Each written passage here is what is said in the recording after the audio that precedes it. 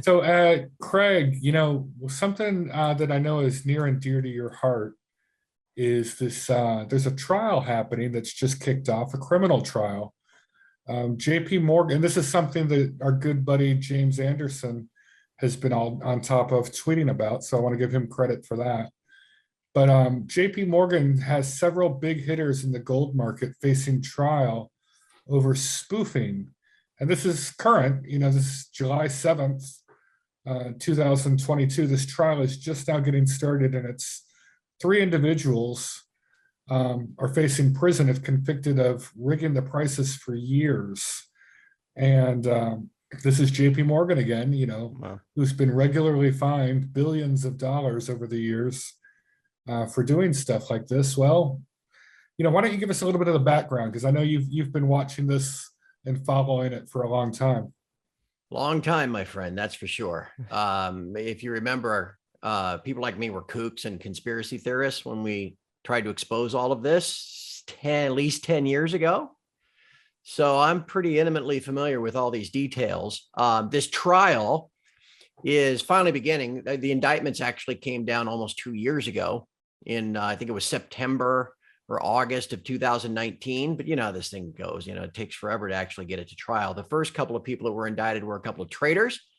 And then this guy, Michael Nowak, who at the time had been the head of precious metals trading for JP Morgan, but then also on the board of directors of the LBMA in London. So, I mean, first we should start there. That's how incestuous this all is. If you think of London as the delivery place for physical metal and the LBMA being that facility, I mean, it's an association. It's not like a vault or anything, but they are the facility through which all this happens. And then you think of the head of JP Morgan's derivative trading being not only running that, but also on the board of the LBMA. It kind of sheds some light on how it's kind of hand in glove kind of thing. Mm-hmm. You get the physical price, you got that, and you got the orders flowing. Well, you need the paper price to kind of wiggle the spot market around so that some orders get filled and some don't, that sort of thing. And that kind of exposes that. But let's take, so that everybody knows the context of this. And so that as this gets more publicity, because this trial won't take more than a week or two, I wouldn't think. And if or when Nowak walks, right? And I don't think anybody should be surprised if he does. But if and when that happens, you need to understand the corruption behind all of this. Now, when we were really on this 10 years ago, the CFTC was the organization that was doing the investigation of whether there was manipulation in silver. And Bart Chilton was kind of behind that. Began in 2008 and it was wrapped up in 2013. Oh, no, we couldn't find anything. Well, at that point, the Department of Justice picked up the trail. Okay. And that's where most of this stuff came from. That was a settlement, from Deutsche Bank settled, a couple other big banks settled. All of this comes from the Department of Justice, who actually filed these charges under the RICO Act. Mm-hmm. Wow. Okay. That's what they use against like mobsters, right? It's racketeering. You're working behind the scenes to work together, a conspiracy to commit a crime. Mm-hmm. So these guys are getting charged under the RICO Act. Okay. This isn't just a hand slap from the CFTC, like Jim, you mentioned these fines that JP Morgan's paid. This is some serious stuff. Yeah. All right. So anyway, I'll just give you a brief history so everybody knows how all this begins to wrap together. That investigation was going on from 8 to 13. The committee where, Andrew Maguire, submitted his testimony and Bill Murphy was talking about it and Christian showed up and all that kind of stuff.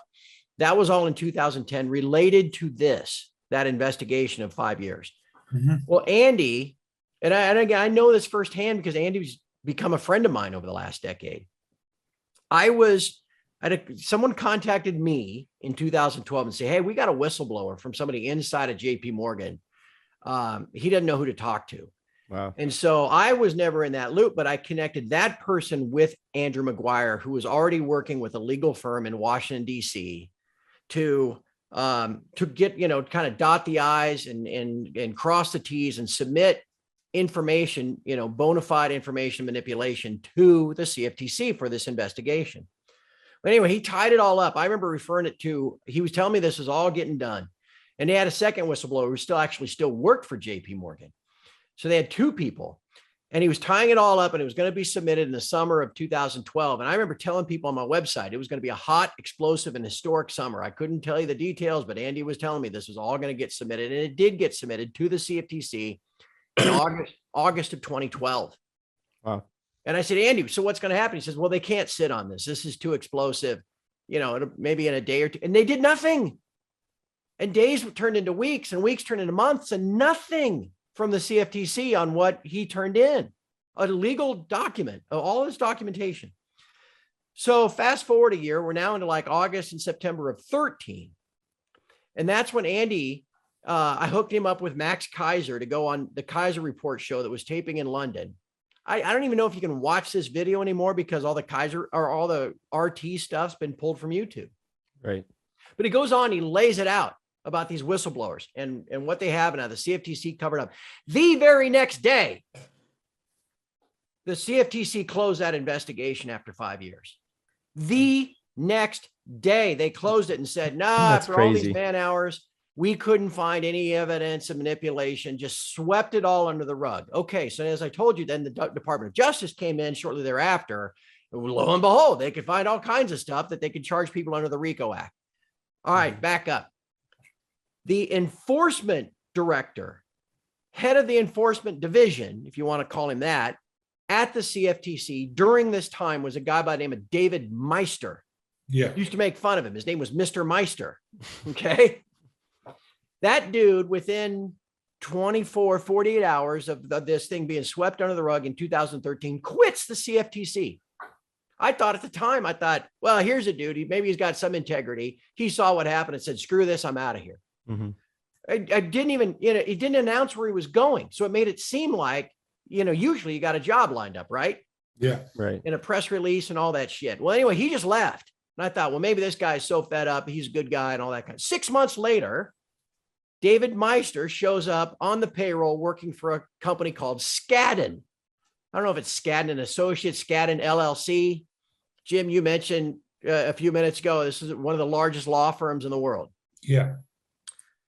So file that away. So now Meister's working for Skadden. Okay, not the first guy, to leave a government and then go to work as a lobbyist or a law firm. It happens at the FDA all the time, all this crap, right?